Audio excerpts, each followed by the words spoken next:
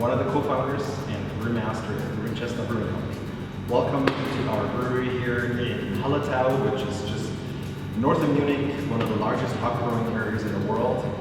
I'm here to visit and to taste the beer and hang out with brewers and locals. And also here to show you our brewery, tell you a little bit about it, and then segue to my colleagues in St. Louis who will give you a tour of the brewery there. Hello everybody, my name is Adam McBrady. I'm the Hospitality and Guest Experience Manager for Urban Chestnut. Right now you're looking at a drone shot of the beautiful town of Woenshoek, right in the Hallertau hop growing region, which is just a bit to the north of Munich. We actually have relationships going back quite a long ways in this region. We get our hops from here, and when the Woenshoek Brewery, which was originally founded in the 60s, eventually came up for sale, kind of the town elders and Florian got together because they were very interested in preserving their traditional beer of the town. And with our focus on classical beers, we actually are very committed to doing that as well. So we took over ownership in 2015. One of the first beers we did was a beer known as Hopfenperle, which is our take on that town's traditional style. And there are a few funny stories about that one. It's said that the town elders were very pleased, but there were a few old Germans that would go through several kegs a week. And Florian said, well, introduce me to them. I want to find out if it meets with their approval. So Woenshoek has been quite lovely for us. It's really neat to be the first American craft brewers to have a brewery in Germany. Right now in the background, you'll see some shots of our German brewery. The operations here are a little bit different from our operations in America. Here in Germany, we've got some open fermenters, which are really, really neat.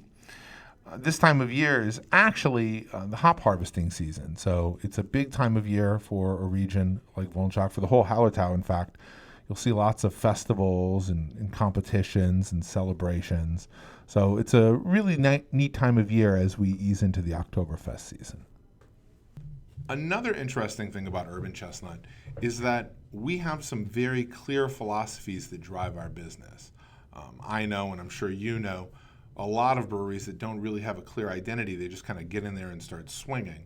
But Urban Chestnut's philosophy, its iconography, everything is quite integrated under a philosophy we call beer divergency. And beer divergency is the idea that with us, both the new world of American craft brewing and the old world of traditional brewing come together as one. So the urban in our name is a very deliberate nod to the urban craft brew boom, because it happened in city centers like Portland and Denver, St. Louis and Boston. It's associated with the color orange, and collectively that's called the Revolution series of beers, which are all unconventional, artisanal American craft beers. On the other side of the spectrum, the blue and the chestnut are linked together as the Reverend series of beers. And Reverend series beers are all classical and traditional European styles, using the traditional malts and hops for the style. So, for example, if we were to take a classic German Pilsner like Stammtisch, which we're going to try tonight, Stammtisch requires using the traditional malts and hops for a classical German Pilsner. If we were to take one of those hops and replace it with an American hop, it would no doubt be delicious, but that would automatically move it off the Reverend series and into the Revolution series. For those of you who are wondering the significance of the chestnut is actually a deliberate nod to the traditional trees of the beer gardens of Germany. A lot of the lagering caves in Munich doesn't actually have a lot of lagering caves, so they would dig out beer cellars, and to keep the ground as cool as possible, above them they would plant chestnut trees to keep the ground shaded. And once, of course, they had permission to serve out of their beer cellars, they just put benches out and boom, the birth of the beer garden. Our other philosophy that doesn't get as much notice is known as urban efforts. And urban efforts is just kind of a catch-all for all the ways we try to be good global and local citizens through a variety of sustainability initiatives. In some cases, that means the solar panels on the roofs of both of our American breweries. It could be the conservation of water that we do in the brewing process, which we'll touch upon later. Composting, sourcing all of the ingredients from our kitchen, from the local region. Urban efforts is just kind of that statement of intent. All right, everybody, let's head to the brew house. Welcome to the brew house deck, guys. This is the beating heart of our second brewery, the Grove Brewery and Beer Hall. If you're looking around, I don't know if you can see in the background, as we go through, you'll see a lot of orange highlights. That's because we think of this as the Revolution Brewery, our bolder, brasher American side, whereas our original brewery, the Midtown Brewery, is the Reverence, that classical and traditional. But this is our second brewery, and this is really the primary focus of the space. It is a $5 million brew house manufactured by Braukon of Bavaria. We do ordinarily like to go local whenever we can, but in terms of an integrated brew house, the Bavarians have just been doing those mid-range brew houses a lot longer. It's called a 3-ton system. If we do a pan shot, you'll see 4 tons. You've got the mash tun, lauter tun, boil kettle, and whirlpool. The Germans don't really consider the whirlpool an integral part of the brew house. It's actually developed much later. But this is a very sophisticated system. It's all hard pipe, not only to itself, but to the clean in place system on the other side of the wall, and controlled from a computer panel or monitorable on our cell phone. So I really wanted to draw attention to this U-bend right here. This is actually a vapor condenser. So all of the water vapor that is cooked off during the cycle of the boil is actually captured and recondensed in hot liquor. So when the boil cycle is done, or when the brew cycle I should say, we can switch over to the clean in place system, hit a button, and the tanks will be cleaned out with a mixture of caustic and hot water that the brewing process itself generated. We can then switch back and restart our mash using that same heated water. So we've got a 60 barrel brew house right here. Let's say we have a 300 barrel hot liquor tank. So all of the calibration runs on this brew house built up our store of hot water, and it's a lot more environmentally friendly and less wasteful to keep that at a higher temperature. Essentially, this brew house generates the mashing and cleaning water for the entire facility. Welcome to the fermentation hall. I really wish you all could be here actually to get a real feel for the scope and the space of this, but we'll still do our best to point out a few things of interest in here. I'd like to start by looking at the blue elephant in the room. As you see, it is a Hofbrau München tank. This did actually come from Germany. It was used for years to carry beer to Oktoberfest, but now it's actually an essential part of our flexibility. A lot of breweries end up needing to decide, do we continue to make the core brands that make us the most money, or do we make the smaller, more specialized things that keep people enthused and excited and coming back? And in our case, it's both. At Urban Chestnut, we do not believe in adding anything to our beers. Most of our beers are, in fact, quite unfiltered. If a style does require some extended clarity, we will centrifuge it to pull out of the yeast, but we never use additives of any sort to filter our beer. One of the last things I want to point out in this room is actually how much room there is for activities, how much space there is.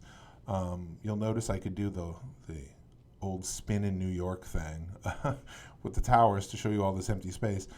This brewery, when we opened it, was a 20,000 barrel a year brewery, but when it was designed, the plans were drawn up to expand it. So we have the space, and the plans were actually drawn to bring this up to a 100,000 barrel a year brewery. To put that in perspective, the last year we had only Midtown, we tapped out at 6,500 barrels of beer a year, which is a microbrewery. Opening day here, with 20,000, we graduated to a regional brewery. It's a much more controlled and stable rate of growth. Welcome to the packaging hall.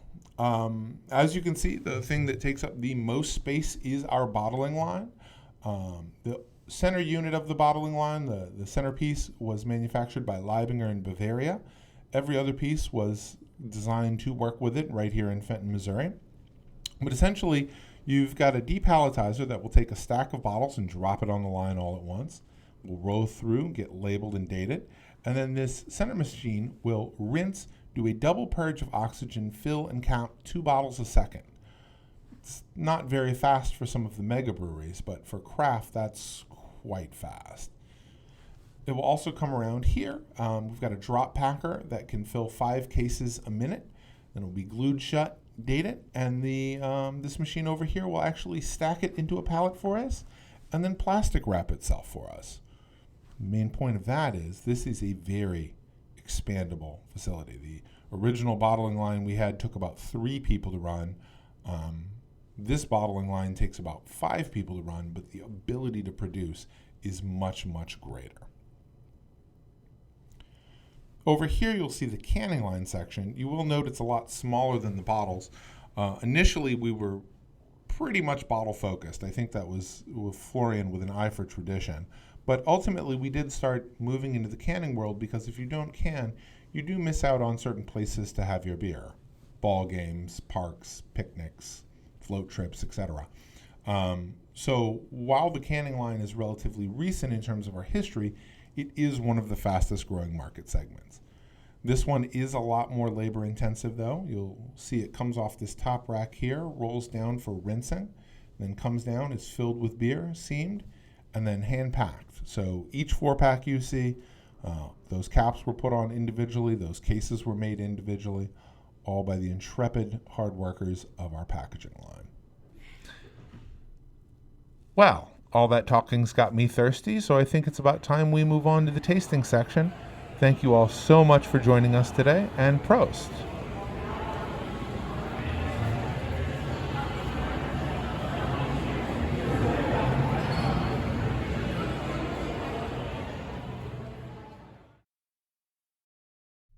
Hip hop, a hibbit to the hip, hip hop and hit, don't stop, a rockin' to the bang bang boogie, say up jump the boogie to the rhythm of the boogity beat. Now what you hear is not a test, I'm rapping to the beat. Sorry, karaoke is a combat sport where I come from. I used to do the full 11-minute version when I had a younger man's lungs.